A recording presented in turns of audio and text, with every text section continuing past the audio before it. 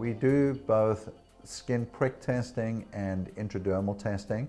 We look at grass, weed, and tree pollen, cat and dog dander, different molds, including a group called TCE and other mold spores, dust mites, cockroach, mouse, and then certain specific things that may be important to that particular patient, horse dander, rabbit, etc.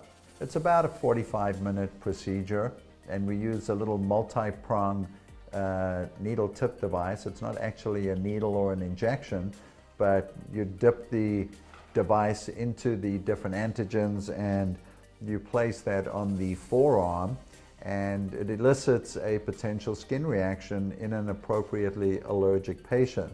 And that helps us identify food allergies and a starting point for the intradermal skin test, which is a tiny scratch under the skin, like a TB test almost. And we do that for some of the grasses and weeds and trees and cockroach and dust mite and so on.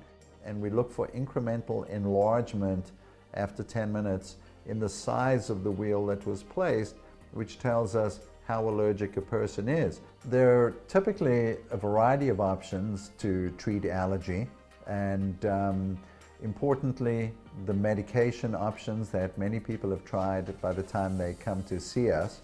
The only thing that has been shown clinically to statistically significantly improve the allergy condition or the allergy disease or allergy process is allergy immunotherapy, where you're administering minute doses of the things that the patient tested positive to, either in the form of a subcutaneous injection or sublingual drops under the tongue, to facilitate the development of blocking antibodies over time to desensitize that patient.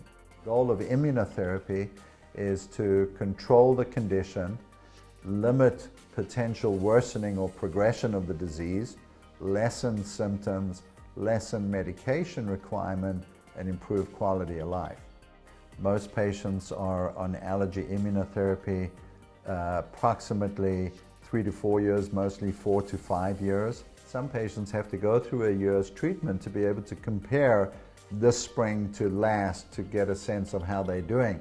And with a lot of overlapping seasonal problems, it's one long season. And so, it may take several months, a year, but by 2 years, most patients are responding at that point, and it's just incremental improvement thereafter. Most patients, 80% or more, will have a substantial improvement with treatment.